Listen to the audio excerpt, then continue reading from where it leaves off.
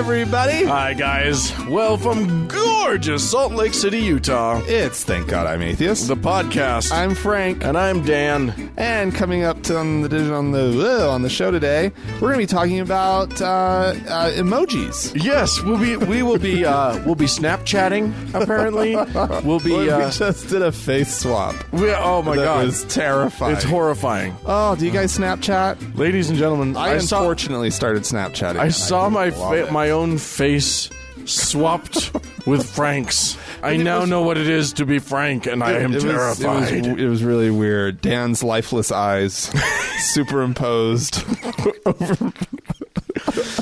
Oh, neither of us I don't have even souls. know what that means. We don't have souls. That's what we're getting at. And you can see it when you do a face swap. No, we're going to be talking about We're going to be talking about updating the Bible and shit. We're going to be talking about trying to make religion work when it doesn't. They seem to have figured out it doesn't work, so they're going to keep trying. And it started with King James, and it just keeps going. That James. What a Actually, it was before King James. yeah, but he did it the best. He did a really good job with it, yeah. All right. Well, Shoot. Dan, we got stories. Yeah, right? yeah. Tell me a story. What do you got? Do we have some stiff? Yeah. Let me see if there's anything that logically follows that. No. Nothing. No, of All course right, not. so I'm going to go with this story from Switzerland. Ooh. Switzerland. Yeah. Where it turns out that they have a long-standing tradition in the schools in Switzerland. Okay. That all the students shake the hands of their teacher at the beginning of the day and at the end of the day. Oh, how very cordial of them. Yeah, it is, I suppose. And what a wonderful way to make sure that every kid gets whatever disease is going Whatever around. hand disease you Yeah, have. whatever cold is going around, we're going to make sure every single person in that school gets it. Well, whatever. The outcomes have been of this in the past. There are now a growing number of Muslims in the country. Oh, and yes. therefore young boys who are forbidden to touch the hands of their female teachers. Oh, God. And so this caused quite the uproar. Yeah. Back in April, two students requested an exemption from shaking their teacher's hand. Oh. The teenage brothers from a Syrian family had suggested everything that I just was talking about, and they didn't want to touch a woman's hand because it's against the Islamic teachings. It would have been the worst. And so there was a compromise, right? The local school district ruled that the two children would not shake the hands of any teacher. Okay. Okay, and whether male or female. Right. If you don't shake her hand, you shake nobody's hand. No, You get no handshakes. Touch no hands. No, but they felt that it was like, well, if this isn't a tradition that works for you, then it should be across the board, and you shouldn't just be singling out your female teachers. Okay. This is just something that's not for you. Okay. Well, this got a lot of media attention in Switzerland, and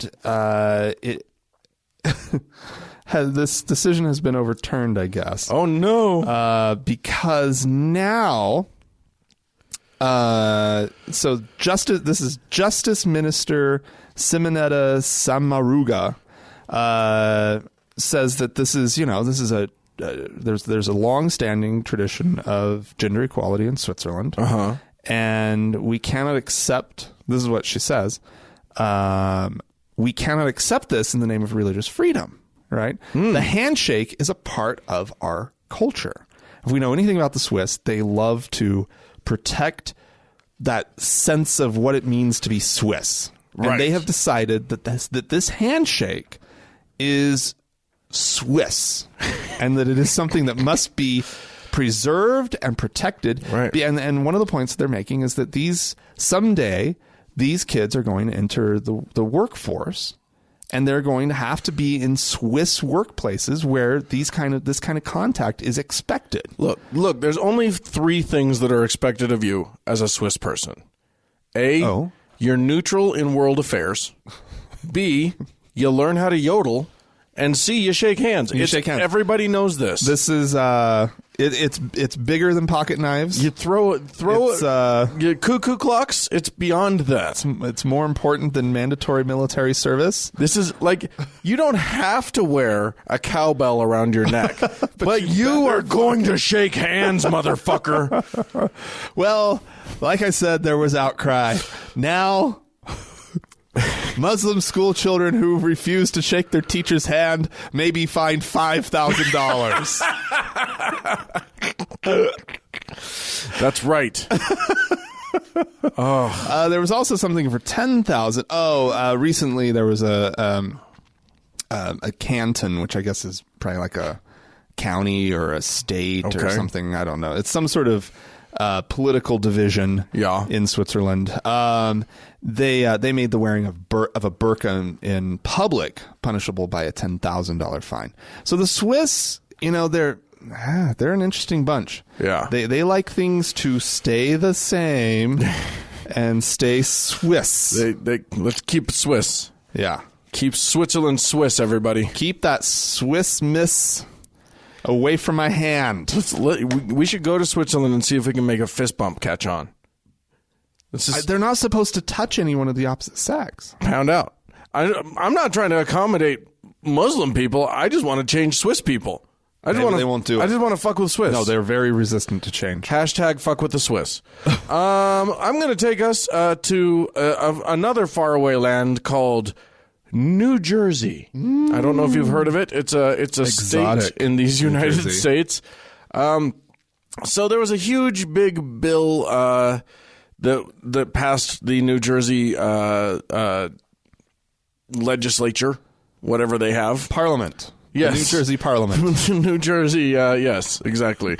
And this was just sort of a huge education budget thing.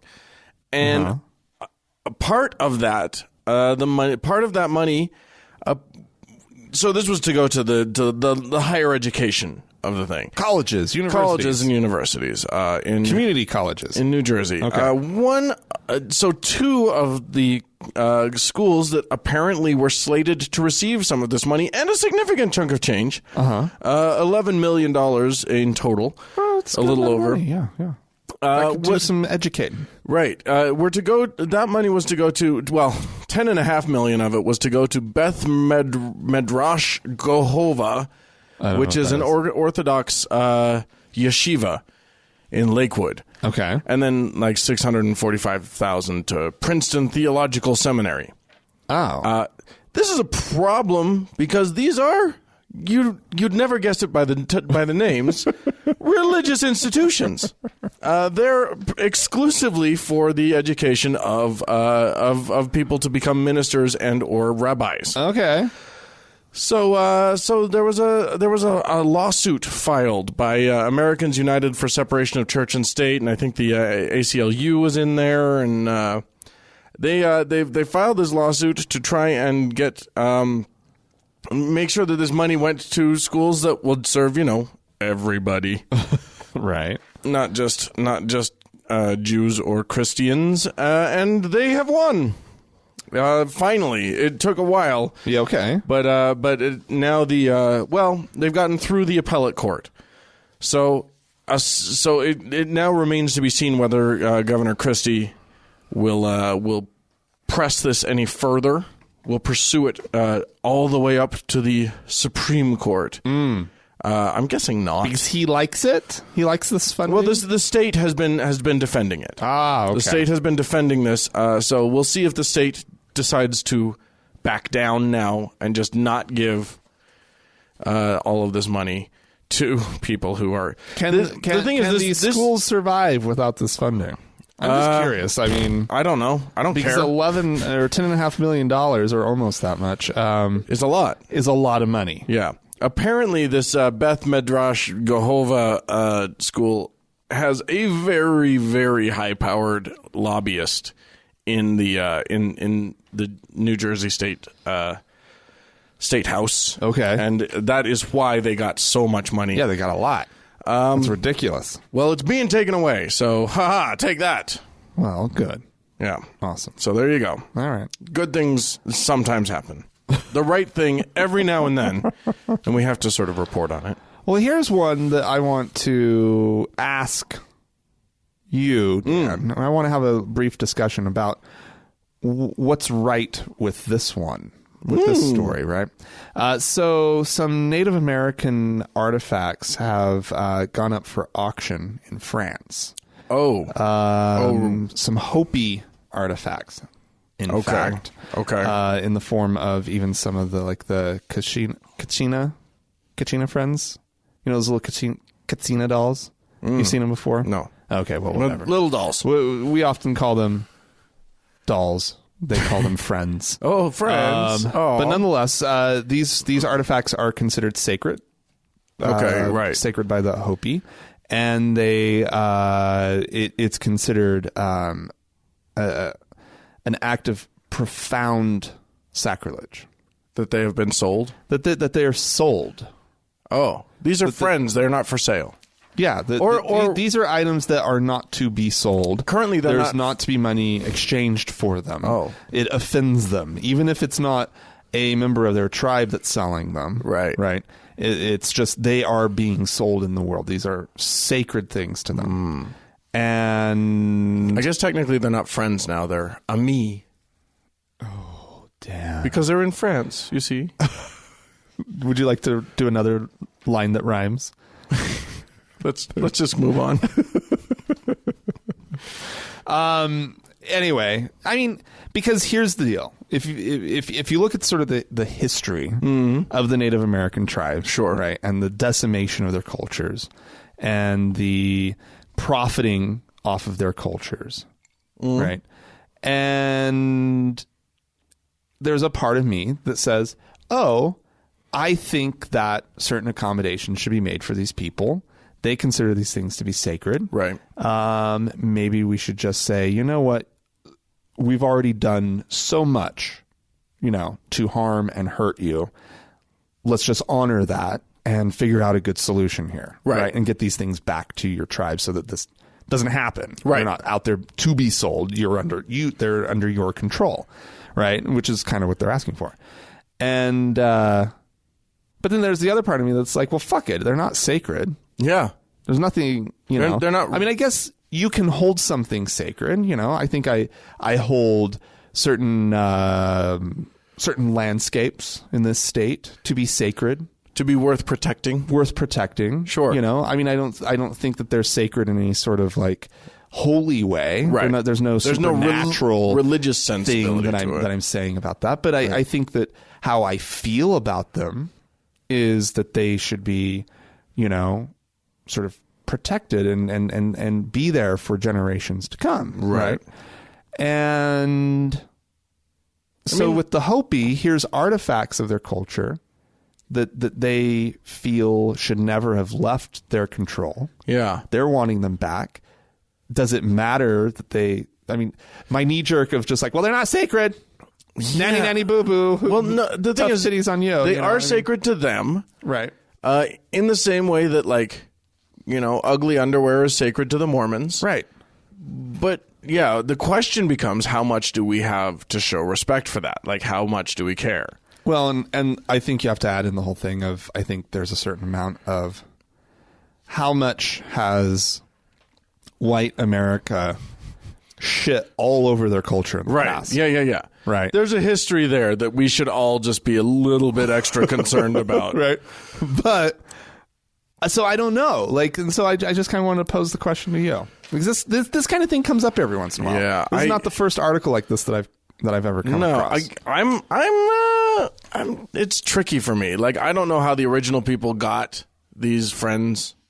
But like, once they're in your possession, I don't know how much do 9/10 of the law. How much do I have to honor? Like, somebody gives me a gift of a friend. Says, hey, probably don't sell it. Right. That we don't like that. But then you die, your kids get it, and they're like, hey. Or even like, I'm suddenly like really hurting for money, and there's a collector who's willing to give me like 10 grand. Right. Sorry. So is that Sorry, Hopi friend, like my friend who gave this to me, who trusted me with this. No, if thing. I was actually trusted with it, I would probably have to just give up on the money and just, yeah, but you're right. Like if I inherited this thing and it, means nothing to you. Yeah, and something to, I made no promises to any Hopi friend. I didn't do anything. Now I've got this little doll that I don't know what to do with. So why not make some money off of it? It's tricky. I am going to take no position on this. Oh, how Swiss of you, Dan. I'm Swiss on it. Come shake my hand, everybody. I'm going to move on before I get in any more trouble. Oh, good. Okay. All right. Dan. I'm going to talk about a man from Idaho, a man who knows his Bible. Yeah. I actually have no confirmation that this man is, in fact, a Christian, but he is.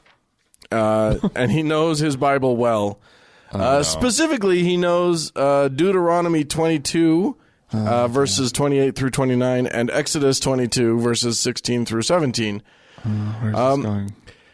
His daughter was raped by a young man. His daughter was 14 years old. No. The young man was 24 years old. Where's the story going down? He took her and the young man and married them to each other. Took them to Missouri, where he could consent to their marriage, and he made her marry her rapist. Oh, my God.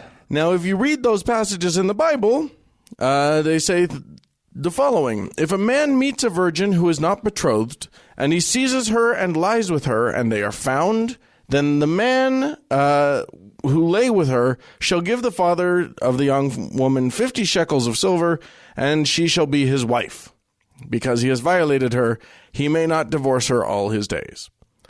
So he's doing the Bible. He's doing the Lord's work on this one. Holy fucking shit! I've got so many questions that I don't even want to ask. Don't. I will say this. I don't want to parse this out. There's a. That's just disgusting. There's a happy ending to this. Who the fuck is this man? His name is Keith Strawn, and he's a bad person. He's a good Christian, but a bad person. Yeah. So here's the deal. He was just sentenced on felony injury to a child Tuesday afternoon. He was sentenced to 120 days in jail. And the judge apparently said, this is District Judge Greg Mueller, who said, while you spend those 120 days in jail, perhaps you will think about the 120 days your daughter was in a vile farce of a marriage to a rapist. Wow. The rapist, you'll be happy to know, is also in jail. God. He pleaded guilty to a rape charge in April. It is believed that he impregnated the young girl, but she miscarried. He's serving a 15-year prison sentence for rape.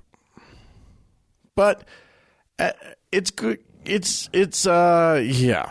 But the fact that this happened is the most horrifying thing in the world, and that's in the Bible, kids. So enjoy your Bible. Yeah, live according to its precepts. The Bible, the good book, they call it. Yeah, the good book. Yeah, full of the good news. Oh, sure. Sure. Preach me some of that old-time gospel, you know? Only good things come out of that book. Oh, God.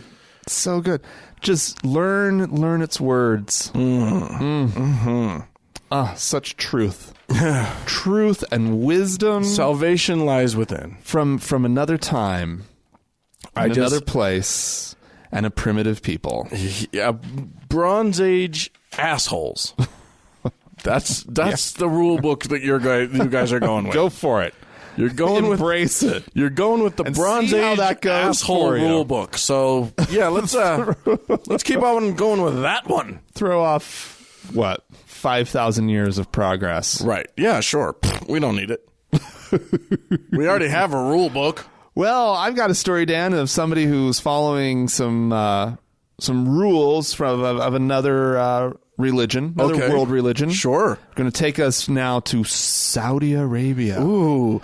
Exotic Saudi Arabia. It's, you know what? Of all of the Arabias, it's the Saudiest. Yes, indeed. So this is a story of a man who decided to seek out the doctor who helped deliver his wife's baby. Okay. Oh dear. Initially under the auspices of thanking him. Oh dear. For, delivering safely a child into the world. Yeah. Mm-hmm. But in the process, gosh, I wonder where this is going. Seeing his wife's, hoo-ha. Mm-hmm. And in a state of childbirth. Right, yes. Right. Performing a medical assisted she wasn't wearing human process. She wasn't wearing her birth and burqa? No, apparently not. And so, while meeting up with the doctor in the garden of the hospital, the two were having a conversation, and the father took out a gun and shot the doctor. Jesus Christ. Fortunately, as I just said, it was in the garden of the hospital. Right. And the doctor was rushed off to the emergency department and spent some time in the intensive care unit, where he was treated by a woman whom he now has to kill. No, it doesn't give that detail. It's a terrible cycle. It's a terrible cycle. And fortunately, the shooter was found and arrested by the police. Oh my God. And the doctor seems like he's going to be fine. Okay. But social media in Saudi Arabia blew up. Yeah.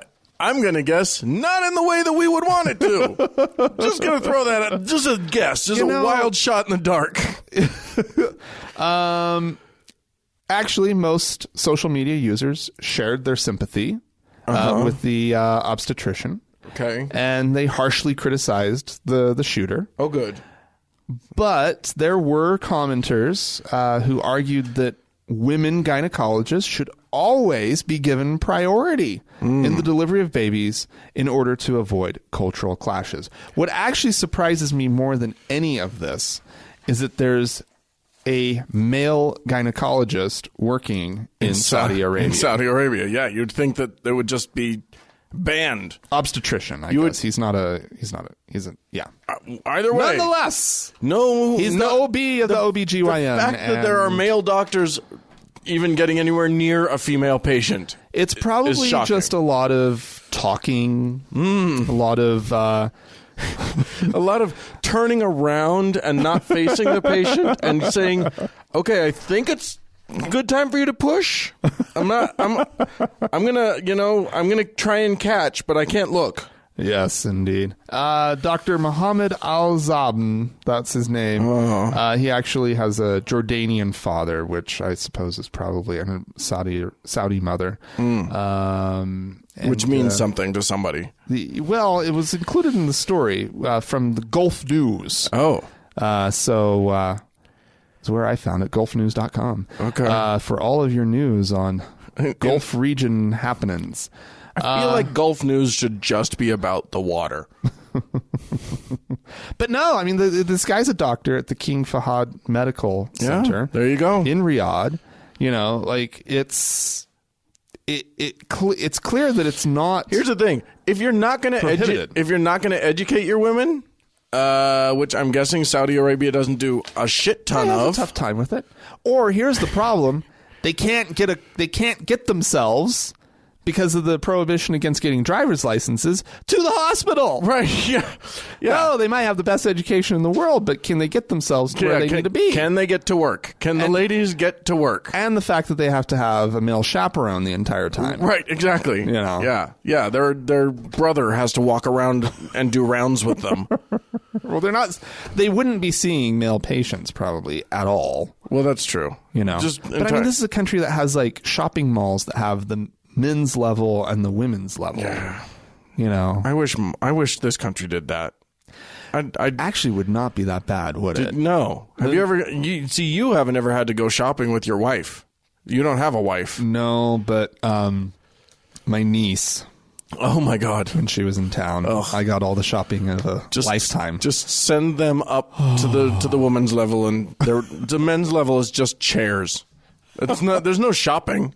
It's just chairs. Men need clothes. Yeah, there's like quick. It's snappy. Right, It's snappy service. Exactly. You know, it's just try this on. What size are you? Okay, here you go. Here's 5 things. 1, 2, 3, 4, 5. You want all 3 of them? Yeah. Done. Sold. Multiple colors. Go sit in your chair. You like that shirt? Fits you well? Okay, let's get in all your colors. Right. Exactly. Yeah. Exactly. Yeah. All right.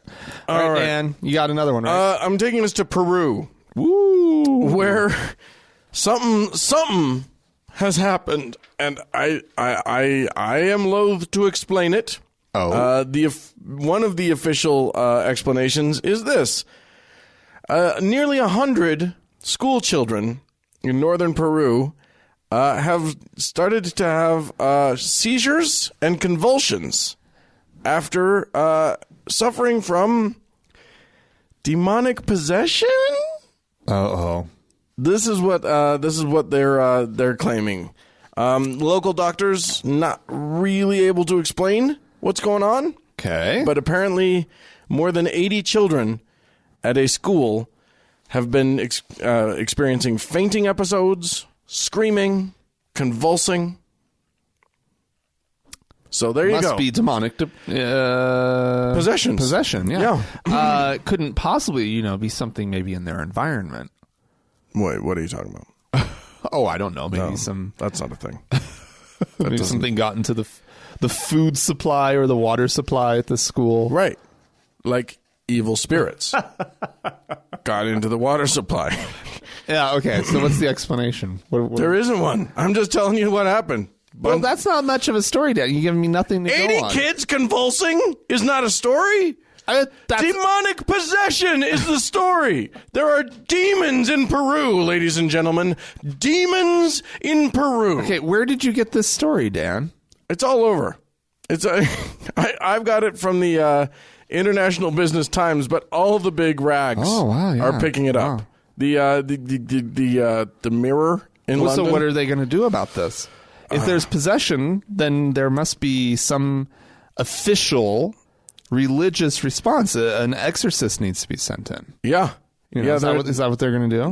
One would assume. An unnamed pupil in the school said, "It's disturbing for me to think about it. It's as if someone kept on chasing me from behind. It was a tall man, all dressed in black and with a big beard, and it felt like he was trying to strangle me. My friends say I was screaming desperately, but I don't remember much." Apparently, he or she remembers he remembers all of that. The black man, the man in black. Here come the man. Maybe it was the Man in Black. No, I don't know. Yeah. Okay, well, weird, Dan. That's where you're leaving it? I'm baffled, Dan. That's where it is. All right. Well, if you have any explanation for this, if folks, you guys know what has happened to these poor children, can someone please save the children? You can write to us, podcast at thankgodimatheist.com. Or call and leave us a voicemail message. The telephone number is 424-666-8442. We do love to hear your voice. We don't get a lot of those anymore. It goes in spurts. In waves. Fits and starts. There are waves. Well, the important thing that I've noticed is we need to be consistent with playing voicemails. Right. Which I don't know that there were many played over the course of the last No, we stopped doing it because you weren't. Out. Yeah, and you're in charge of that part. So please, I'm back. He's back. Call in. Send me your voicemail. Anyway, yeah. Or go to the Facebook page, facebook.com/TGIAtheist. And while on Facebook, you can also search for the TGIA Members Only Lounge and request to join. It's a closed group, so you have to wait to be let in. Yep. Now what we're going to do, we're going to listen to some lovely audio. Yeah, so this is... Is it Brian Fisher? It is. It's Brian Fisher. Let me tell you something, not on board with somebody that you might think he's going to be on board with. I want to suggest something to you, and I'm going to try to couch this very carefully. And this is really just for people who believe in the reality of spiritual warfare. This is just for that people. So if you don't believe in the reality of spiritual warfare, you don't believe in Ephesians 6, and this next couple of minutes is not for you. But my point is, you look at Donald Trump, and there is something to me that is unnatural about his level of support. Something there that you cannot explain based on the world that we can see, based on natural causes, based on what is rational and logical and understandable. There is something that is beyond the world of nature that's going on there to prop him up and to create this inexplicable obsession that people have with him, and this exaggerated support for people that really ought to see through what he's about. It's a mystery to me that evangelical Christians in particular would be so enamored with Donald Trump. We know that not every spirit that's out there in the unseen world is a friendly spirit. There are spirits out there that mean us harm, that mean our country harm. And politics, this power comes from God. Let's not forget that every bit of political power comes from God. Who is going to be interested in getting their hands on the levers of God's power? It's going to be Satan. He's going to be all over that. He's going to try to make sure that the man of his choosing has God's political power to exercise. And we as believers need to have our eyes open to that possibility.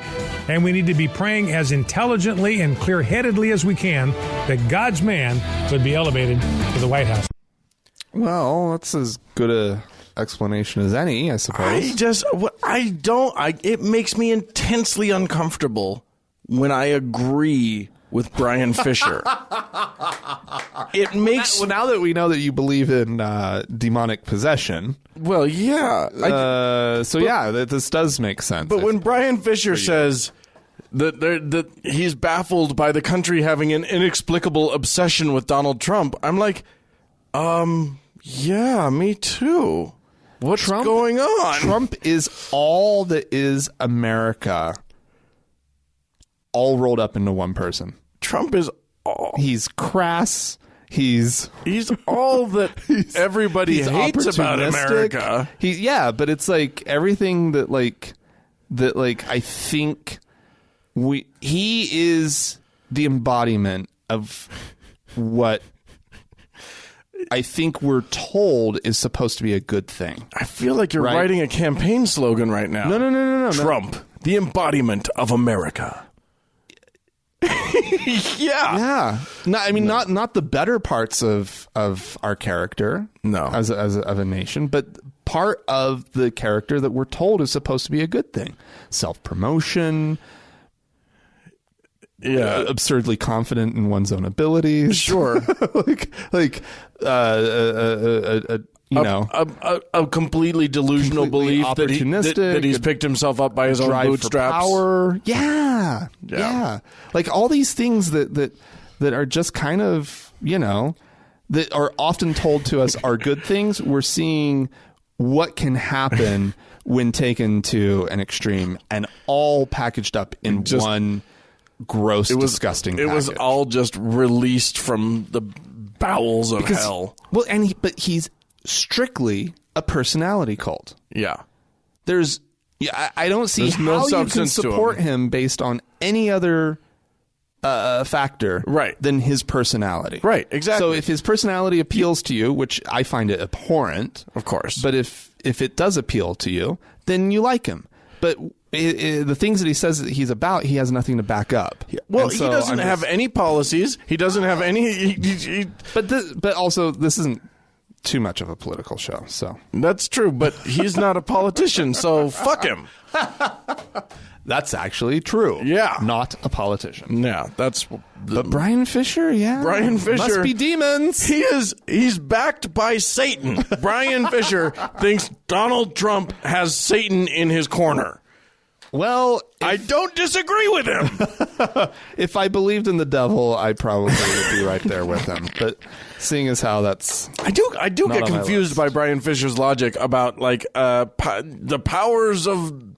Political power comes from God, and yet Satan is getting it? Like, if the power comes from God, then Satan can't have it. I don't understand. Couldn't God withdraw his power? Right, or just like protect it. No, see, that's the thing. In the battle between good and evil, right? Right. Because that's the thing that perhaps we don't fully understand because we grew up in a religion where Satan is completely like not subservient. He does not have remotely God's power, right? Like it could not ever go head to head in a battle with God. Could never like actually like try to manipulate any kind of thing that God has any power over. Like he beat right? God like best. But clearly in Brian Fisher's sense of like the universe and the place of God and the devil and all that kind of stuff, the devil can actually sneak in and like every now and then he gets a lick in. Really confound God in ways. Which in the Mormon universe, that's not the case. Right. He's at the fringe. He's always there kind of trying to get you over to his side. The way that the devil wins power in the world in the same way. I feel like the way the devil wins is through thumb wrestling. I feel like that's his big power. I think. All right, we're going to move on. Silence. The podcast's enemy. The podcaster's final weapon. Frank just went nuclear on you all. Hey, let's we got some emails and stuff, some things that were written into us, etc. Let's actually, there's not a lot of emails this week. We had one that was interesting to me only because I just wanted to address the concept. By the time you guys hear this, we will have had a meetup here in Salt Lake City. Yeah. I'm not going to advertise it because it will take place after or before this podcast actually hits the airwaves, or maybe like right as this podcast hits the airwaves, we will be having the meetup. So, Frank, you look confused. No, that's true. Anywho, someone wrote into us, Victoria wrote into us and said, do a meetup event here in Fort Lauderdale. It's perfectly in between all three major South Florida counties. And I thought to myself, I would love to do a meetup in Fort Lauderdale. It's just one of those things where you and I, Frank, we're not going to organize anything. Like, it's pulling teeth. Like, I had to have someone in the members only lounge kind of take over a lot of the organization of this thing. Like, we're terrible at organizing stuff. Yeah. It's not in our wheelhouse. No. We are what you might call content creators. And that's kind of our thing. Yeah. No, so, it's so true. Victoria and anyone else out there, I invite you to organize a meetup and somehow get us out there. We would be happy to come. But we're not going to do it. We want to meet all of you. We want to meet every last one of you. So get on that, people. That's great. Yeah. We're happy to come. We're just not going to organize it and not going to pay for it. Ask us for some dates. Yeah. We'll work with you. I'll take vacation time. Sure. We'll see what we can do. We want to come. Anyway, I just wanted to mention that. We had some donors this week. Yes, we did, in fact. This is so keeping in line with last week, we had an anonymous donor do a $1,000 challenge grant. Yeah, amazing. We had a couple people step up to the plate on that. Thank you, Paula. Thank you, Francois. Thank you, Hugo. I'm going to say Hugo, but it's probably Hugo. I just like the French pronunciation of that. They all came in with a one-time donation. Sarah is a new subscriber on PayPal. Wow. I think she said on Facebook that she had intended to do a one-time donation, but then she was just like, meh, I'll leave it. Oh, wonderful. I don't know if that's what she's doing. You can cancel if you want to, Sarah. I think she's already a Patreon donor also. Oh my God. It's just amazing. Well, Sarah, that's unbelievable. Yeah, let me tell you something. This is amazing. You donors you've won my heart. Yes. I also have some people from Patreon. Yeah. New patrons. New on patrons. Patreon. So I'm going to thank those kind folk. Terry, Mary, Beth, Kuno, Frank, Daniel. Frank and Daniel back There's to a back. Frank and Daniel back to back. That's fate, ladies and gentlemen. Wow. That's not fucking around. That's intervention from on high. Yeah. And then there's a... What? Mark.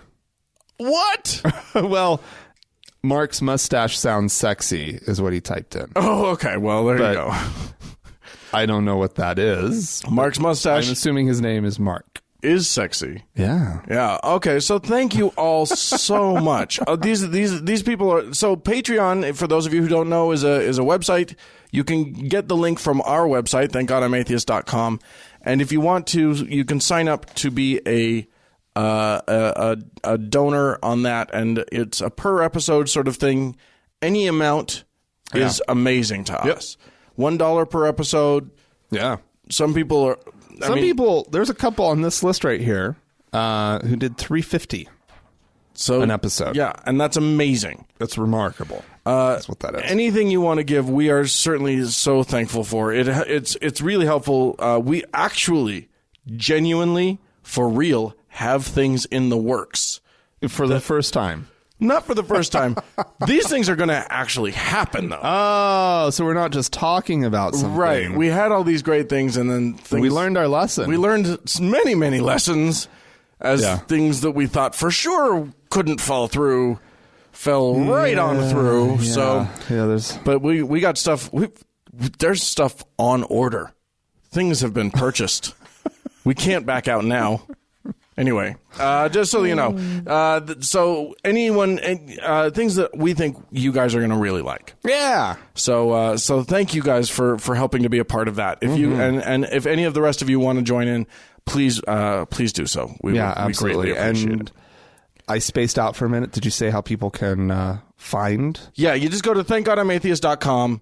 On the right-hand side of it, there are links, and then you just go. Yeah, easy enough. Couldn't be easier. Awesome. Well, Dan. Yeah. That's it, right? That's it. So we're going to talk about the Bible. The Bible. Yeah, where this is coming from, folks, is a story that both of us found this week. Yeah, we were both like excited to do this story as one of our stories, and then when we found out the other person, we were both like, "Oh, okay, well, that's a bummer." And then you can have it, Dan. That's fine. And then we had the exciting idea of, why don't we both do the story? Woo! It was just such a wonderful compromise. And it's a wonderful. It's the stupidest thing you've ever heard in your goddamn life. Ladies and gentlemen, I'm about to introduce you to a concept that should never have been. It is the dumbest thing ever. I'm going to read a headline here. Looking for a new Bible translation? How about emoji scripture? God damn it. It's so dumb. It's like the dumbest thing ever. So I will just... I'm just going to read us a passage. Read us a passage from the scriptures. Today's reading comes from the Old Testament of the Crown James version of the Bible. The first book of Moses. I'll just try to lift it out. Right. No, I heard it. Called Genesis. Verse 1. In the beginning, Smiley with a halo created the star, and the earth. Verse 2. Ampersand, the earth was W/O form, ampersand void, ampersand darkness was upon the face of the deep, ampersand the ghost of the smiley face with halo moved upon the face of the wave crashing. Oh, yeah. Ladies and gentlemen, this is stupid. This is the creation myth as told, with emojis. As told. Here's the deal. What's going on in the world is that there's this really, really bad book that's been really, really popular for a long time, and everybody's been sort of basing everything on this really bad book. And it's getting harder and harder, what with your iPads and your a lot of distractions. Yeah, your Rokus and your whatnots. Yeah. Let me tell you something. Just cultural white noise everywhere. These millennial kids, Not reading their Bibles. No. They get about 3 verses in and realize, ugh, boring. Awful. Yeah. How do you make it relevant to them? Well, emojis. Verse 4. Ampersand, smiley face with halo, eyeballs looking to the right, the light bulb, comma, that it was thumbs up. Ampersand, smiley face with a halo, divided the light bulb from the... Anyway. It's awful. This is totally going to work. But, I mean... This is definitely going to inspire all of the kids. Yeah. So the author of this, I just want to get a couple of these things in before we move on because it's pretty amazing. The Bible, this is from this unnamed Did they author. do this for the entire Bible? It's going to be available on iTunes for purchase on the 29th, I believe. Is it like an app? What is it? Well, it's probably an app with the Bible in it, just like you can get a Bible app. A Bible app, you know. So the Bible, according to this person, has a lot of old language. True. There's a lot of nuance involved in translating it. A lot of the time, you need to think beyond one-to-one fit. Yes, there's a lot that of trial and error, a lot of rereading, but it's all worth the goal of making the Bible a little more approachable, to inject some levity, and to get some people to look at it with no particular agenda beyond that. Oh, okay. Right, because that's what you want. You want to set up another barrier for trying to understand this completely unintelligible set of... Barrier? This makes it accessible. This isn't a barrier. This is... You're the one who's Snapchatting. You know that all the kids want this. All the kids want this. But like, it took 6 months to do this, says the guy who did it. Yeah. He's identified only by an emoji. Yes, his name is Emoji. Yeah, no, there was a specific emoji that uses as his name. That he or she chose. Uh-huh. Yeah, this is he's known only as the sunglasses smiley emoji. Thou shalt break them, and with a rod of iron thou shalt cloud them in pieces like a porter's vessel. Stop reading it. It's just awful. But the point here, Dan, if we're going to find a point, is, and we've alluded to it and whatnot, is this constant rewrapping of religion and of faith and of belief and of Christianity to try desperately to appeal to another generation. Right. And this is just the way that, millennials, they love these emojis. Oh, maybe that's our ticket. Right. That's our way to get through to them. Right, because rock and roll church only gets you so far. Right. But rock and roll church wasn't for the millennials. Right, that was for... Rock and roll church was for us. Or for Gen Y. Yeah. Or whatever, yeah. You know? How do you even get to these people? Right. You can't. Yeah, no, the truth is, they keep doing it. It's like, rock and roll church, that's still around. People are still trying it. And all we see is just this slow decline. Do you remember? It seems to be hastening in its decline. You and I went to a rock and roll church. Here in town? Here in town. Yeah. Years ago. Boy, back when we used to not respond well to it, personally. Back when we used to do church reviews. Buh. Which we still a great idea. I just can't be bothered. Right. We would still be doing them, except that Frank had an allergic reaction to church. Imagine that. Yeah. So we went to a rock and roll church. Guess who was there? Not young people. Right. It was largely like 40 and 50 somethings. Yeah. There were some young people. Yeah, you can't paint it like there weren't, but there were a few. But it's this strange thing because like the flip side of this whole thing are the churches that do not change. Right. They you look at the Catholic Church. I mean, it took them forever just to start. I mean, it was in just the last century, barely before our lifetimes, that they started doing the Mass in the native languages, in non-Latin, which some of them still do Latin. They're not supposed to, from what I understand. But, yeah, so, like, you have that. Right. And it's still around. It seems to be doing fine. If not for all of, like, the scandal Right. that has surrounded them, the priests and abuse and all that kind of stuff, they'd probably be doing a lot better. But they're still doing fine. They're fine. They're still there. Yeah. You know? The Catholic Church isn't struggling. But then there's this whole thing of like, oh, we just have to redo it. We have to redo it. And it's so fucking weird and strange. Yeah. And I get their panic. Yeah. Right. I get that desire to like reshape this thing. But then what's left? What is left of the Bible if you've replaced a quarter of the words with a pictogram? Right. That doesn't mean anything. It doesn't have that sense of sacred and that sense of whatever. Like, what are you connecting with? Kissy face the son, kissy lips the son, S-O-N, lest he be, and it's the letter B, not B-E. Oh, lest right. he, letter B, mad face, ampersand ye perish from the way when his wrath is kindled. Grr. Yeah, it's, I don't know. It smells of desperation. Yes. It smells I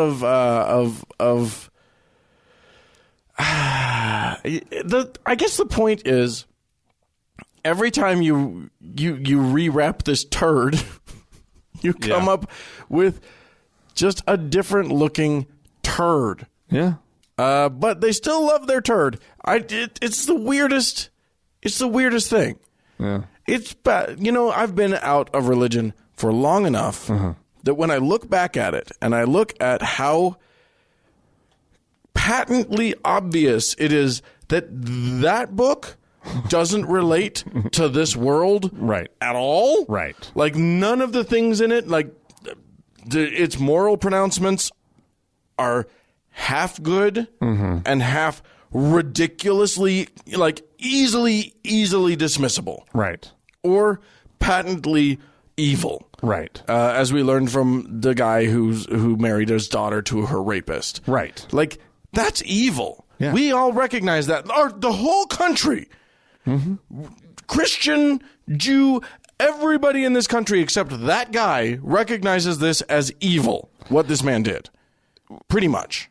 99.9%. Right. I'm sure that there are a couple people who are like, man, if we could just live in a country where you could actually do that. Right, yeah. Or you could actually live by Bible precepts. Yeah, there are 12 people in this country who are like mourning his imprisonment, like see more Christian persecution.